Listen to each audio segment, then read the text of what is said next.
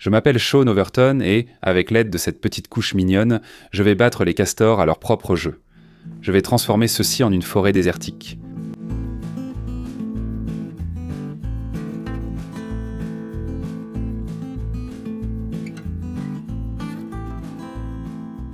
Aujourd'hui, nous avons probablement une tempête de neige qui arrive.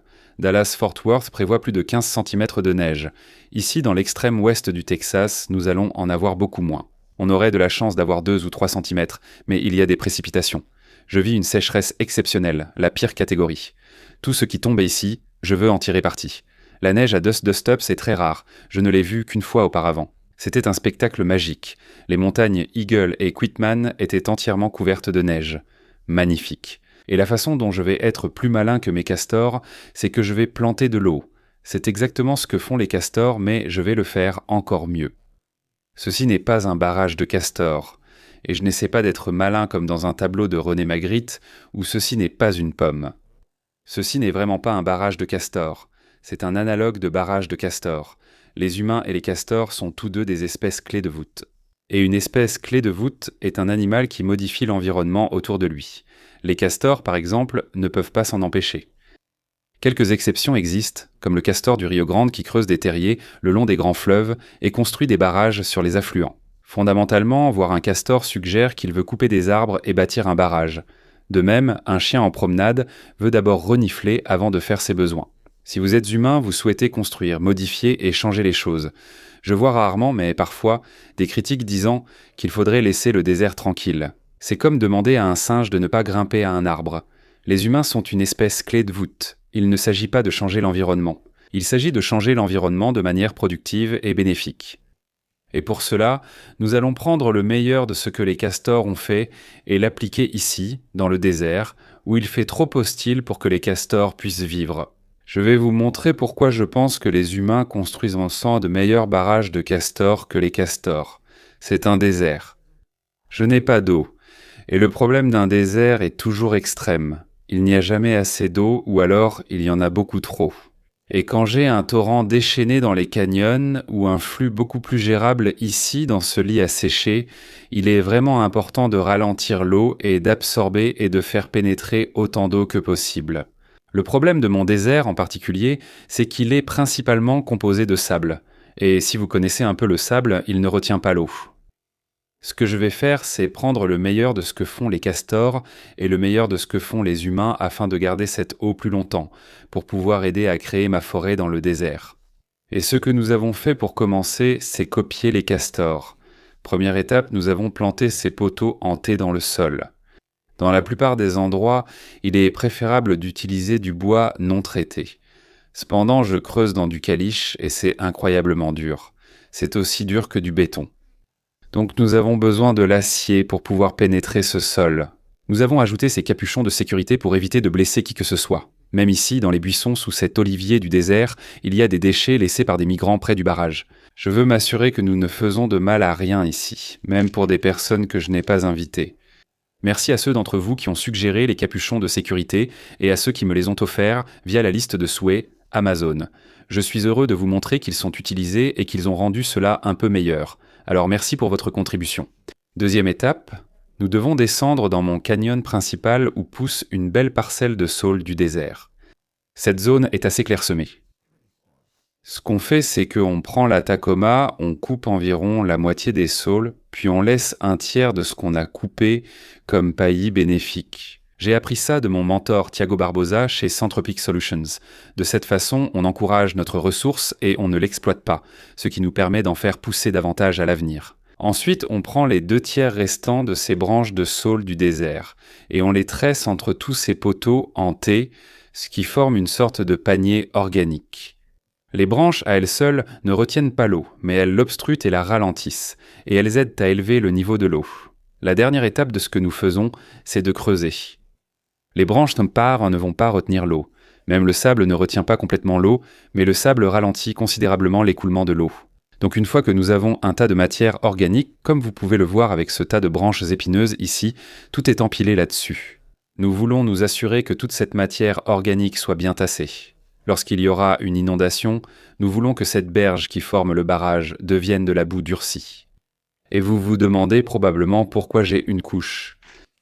Eh bien, vous êtes-vous déjà demandé, quand votre enfant va aux toilettes, comment cette chose peut se gorger d'humidité? with moisture. On dirait que le bébé fait tout son possible pour remplir une baignoire et pourtant la couche ne fuit pas. Comment est-ce possible? Ceci contient un hydrogel qui peut retenir plus de 400 fois son poids en eau. Et si vous touchez cette partie de la couche, est-ce que je devrais l'ouvrir? Je suppose que oui.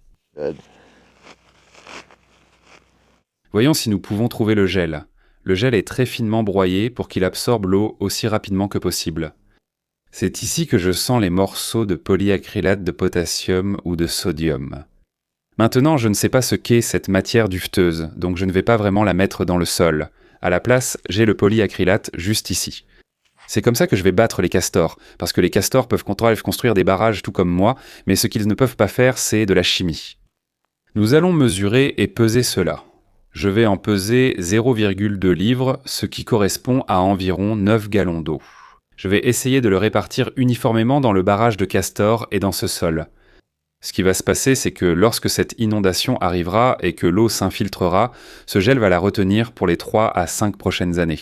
Et à chaque fois qu'il pleut, cela sera complètement saturé parce que c'est un chenal de crue, et cela ne prend que 45 minutes pour absorber l'eau. C'est juste assez long pour que, chaque fois qu'il y a une inondation, cela soit complètement saturé.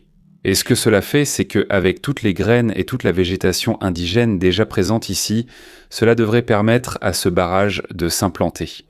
Plus je peux remplacer rapidement la matière organique morte dans mon barrage de castor par de la matière organique vivante, mieux cela fonctionnera et, espérons-le, cela deviendra un élément permanent. Tout comme on n'a jamais vu de barrage de castor centenaire, celui-ci ne durera pas non plus 100 ans. L'idée principale d'un barrage de castor est qu'il est temporaire. C'est certain qu'il finira par céder. Et ce n'est pas une mauvaise chose. Je ne sais pas si ça se voit à la caméra, mais en fait, on construit ça à l'opposé de ce qu'on imagine pour un barrage. Un barrage structurel qu'on ne veut jamais voir céder forme un U dont la partie intérieure pointe vers l'amont. Ce U pointe vers l'aval parce que si jamais il cède, enfin pas si, mais quand il cédera, on veut que ça casse ici, au centre du chenal, pour que toute cette eau s'échappe et reste dans le cours d'eau. Ce qu'on ne veut surtout pas, c'est que notre berge soit emportée. Cette berge est vraiment difficile à construire et plus elle devient profonde et étroite, pire c'est. Donc si on protège la berge, on protège le cours d'eau et on aide à obtenir une plus grande diversité de vie avec une concentration plus élevée. On veut maximiser l'abondance dans un environnement très hostile, dans le désert de Chihuahua à l'extrême ouest du Texas. Avant de mettre le gel en terre, je pense qu'il est logique de vous montrer à quoi ressemble le gel une fois hydraté. Donc je suis ici dans ma pépinière. Nous avons de l'eau de puits. Je pense que Brandon a sûrement tout préparé pour que je puisse juste faire un siphon. Je vais donc remplir ceci avec 5 gallons d'eau. Nous allons ajouter l'hydrogel que j'ai fini par mettre dans le sol. Alors allons chercher 5 gallons.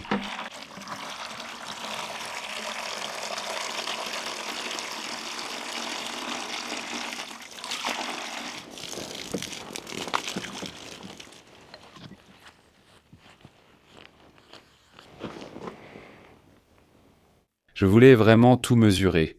Je vais faire de mon mieux pour reproduire ce que je pense avoir mis dans le sol hier, simplement à la main, trou par trou, et on verra combien de gel se forme réellement et combien d'eau liquide reste. Et je pense... J'ai mis à peu près cette quantité par trou. Tout ce que j'ai lu varie énormément. Ils disent tous que ça peut absorber entre 200 et 800 fois son poids en eau. Mais je dois juste attendre 45 minutes ou 1 heure.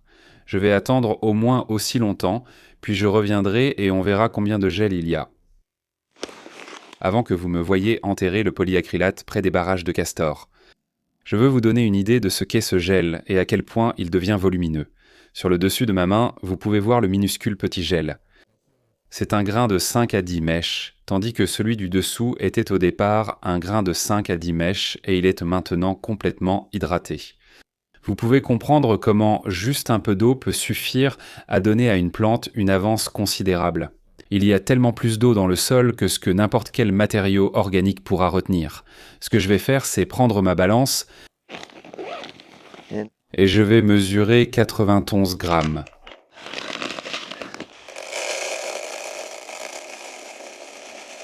Eh bien, ma balance ne fonctionne pas très bien, n'est-ce pas?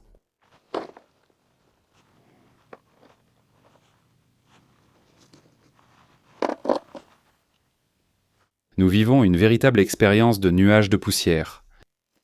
Je crois avoir une autre balance de cuisine, je retourne donc au camp. Et pas de pile. Espérons-le. Espérons que nous avons le même type de pile.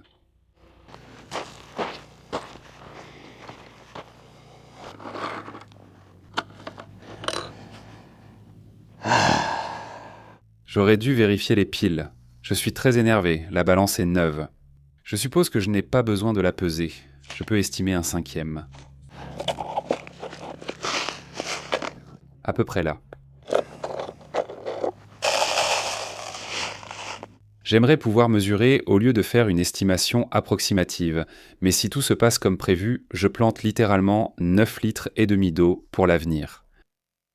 Je veux que ce soit sur une zone assez petite, et ce que je vais faire, c'est le mélanger dans la berge ici. Here.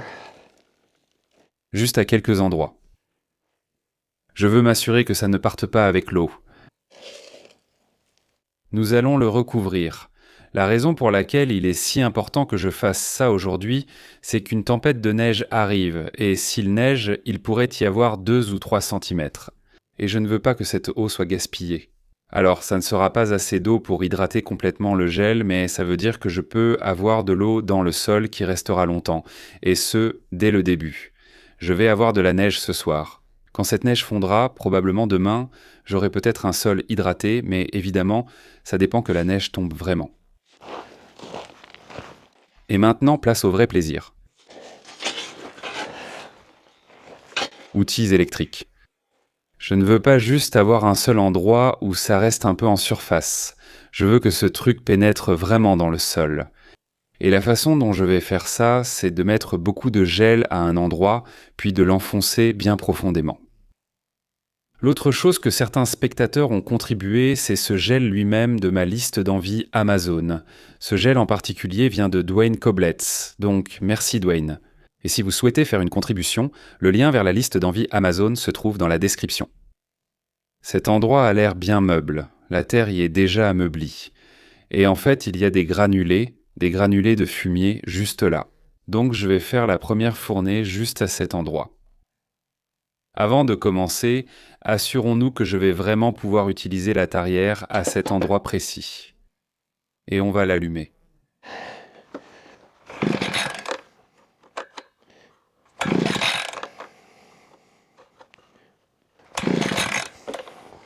Petit conseil appris en démarrant ces machines avec le starter. Je croyais devoir être ici ou là. Mais quand je la démarre et qu'elle ne tourne pas bien, je pousse simplement le levier un peu plus vers l'avant et j'écoute le bruit du moteur. Quand le son devient régulier, je le déplace juste assez pour démarrer le moteur. Une fois démarré, je pousse lentement le levier vers l'avant et veille à ce qu'elle reste allumée jusqu'à ce qu'elle soit en marche.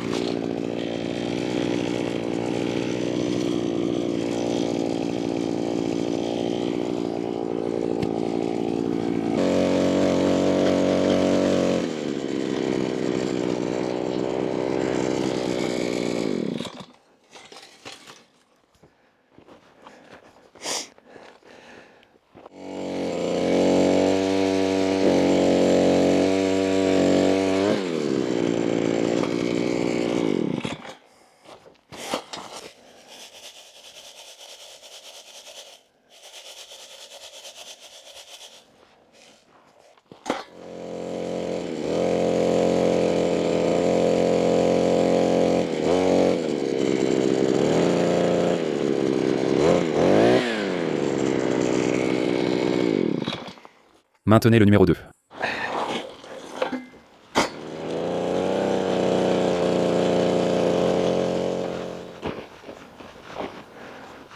La raison pour laquelle j'ai choisi cet endroit ici, c'est qu'il est juste à l'extérieur de l'ancienne berge.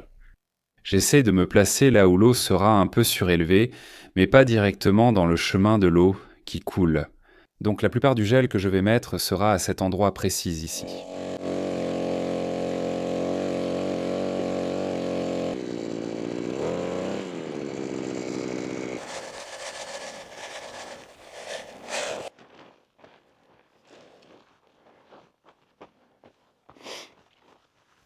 J'essaie de les espacer tous les 60 cm parce que ce que font le polyacrylate et l'eau, c'est qu'ils se déplacent à travers le sol. On appelle ça la conductivité hydraulique. Et l'eau va s'étendre non seulement vers le bas, mais aussi vers l'extérieur. Et 60 cm, c'est à peu près la distance à laquelle ces petits points vont se connecter et former un véritable réservoir d'eau souterrain. Avant de faire ce dernier trou, je suis sûr que les gens se demandent si l'acrylique dans le sol, le polyacrylate, est sûr, parce que c'est un matériau synthétisé et il est normal de se demander quel est son effet sur l'environnement. Nous avons parlé des avantages. Quels sont les inconvénients ? Il est biodégradable et très sûr pour la santé, car on peut l'utiliser en contact permanent avec un bébé pendant des mois, n'est-ce pas ? À quelle fréquence un bébé marche-t-il sans couche ? Très rarement. Et pourtant, cela n'a pas d'effet négatif sur le bébé. Dans le sol, cette matière ne dure pas éternellement. Elle ne dure que 3 à 5 ans environ. Et plus je l'enfouis profondément, plus elle va durer longtemps parce que les UV sont l'un des éléments qui aident à la décomposer. L'autre chose qu'on se pense, c'est que les micro-organismes dans le sol, il y en a certains, croyez-le ou non, qui vont manger et aider à digérer cela, surtout lorsque ça devient humide. Ce n'est donc pas un amendement permanent. Il sert à lancer le processus en retenant l'eau assez longtemps pour permettre à un peu d'herbe de pousser. Et ensuite, quand cette herbe pousse, elle modifie suffisamment le sol pour que, espérons-le, d'autres herbes puissent commencer à pousser et à prospérer. Au moment où le polyacrylate se décompose, comme les herbes sont indigènes, elles devraient avoir une grande avance et pouvoir se débrouiller toutes seules. Situées dans un lieu absorbant l'eau, elles disposeront de 3 à 5 ans pour enrichir le sol en matière organique et aider à retenir l'eau. Salut les gars, il y a une chose dont j'aimerais parler, mais qui ne rentre pas dans un épisode de Dust Ups, c'est la façon dont j'ai conçu cette vie pour moi-même, où je peux avoir ma famille, ce projet de forêt dans le désert et les ressources pour réaliser tout ça. Je ne suis pas un gars de la tech, ni quelqu'un qui a fait fortune grâce aux crypto-monnaies, j'ai agi avec intention et je souhaite partager cette histoire avec vous si cela vous intéresse. C'est un épisode bonus. Cliquez sur le lien dans la description ou scannez le QR code pour voir cet épisode bonus sur YouTube. Sinon, continuez Dust Ups. Mais j'ai encore un trou à creuser, allons-y.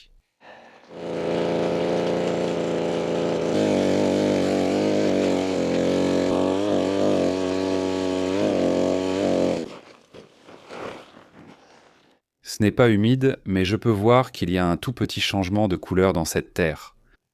Soit il y a de la matière organique, soit il y a vraiment juste une toute petite quantité d'humidité dans ce sol.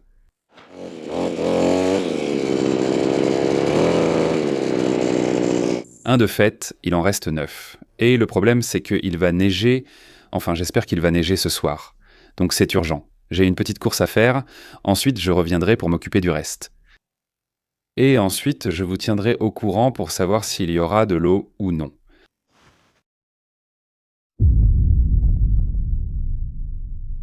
Comme vous pouvez probablement le voir à l'heure indiquée sur la vidéo, je n'ai pas mis l'hydrogel dans les 9 autres barrages de Castor. Ce que je pensais naïvement être une course rapide ou une petite corvée. J'ai oublié le terme que j'ai utilisé hier. Ça m'a totalement échappé. Ça m'a pris toute la journée, mais ça a été un succès. Et je vais vous montrer ça dans l'épisode de la semaine prochaine. L'une des choses que je demanderai à Brandon de faire, puisqu'il vit ici à temps plein, c'est peut-être 1 ou 2 barrages par semaine, je lui demanderai de sortir la tarière et de mettre l'hydrogel. Je suis vraiment déçu par la neige d'hier soir. Il a bien neigé. Il neige. Vraiment. Oui. Ah oui. Juste un tout petit peu, mais c'est de la neige. C'est presque comme si c'était le pire des scénarios. Parce que la nuit, il a commencé à neiger un petit peu. Et puis plus tard, on a eu des rafales à 45 km/h avec quelques flocons de neige qui me piquaient dans le visage, mais pas de quantité significative de neige. On a eu 0,02 pouces. Donc malheureusement, ma course pour mettre l'hydrogel en terre, je n'avais pas besoin de me presser autant. La sécheresse exceptionnelle continue et nous sommes officiellement au début de la Niña, qui devrait durer jusqu'en mai. C'est de toute façon ma saison sèche, donc ce n'est pas vraiment une surprise. Mais mon travail, c'est de contrôler ce que je peux contrôler, c'est-à-dire continuer à travailler, continuer à m'accrocher pour que, quand l'eau finira par arriver, je sois aussi prêt que possible. On devient plus intelligent, on devient plus efficace, et un jour la pluie viendra. D'ici là, il faut juste continuer à s'accrocher, et on fera de ce désert une forêt. Merci beaucoup d'avoir regardé, et je vous retrouve dans le prochain épisode.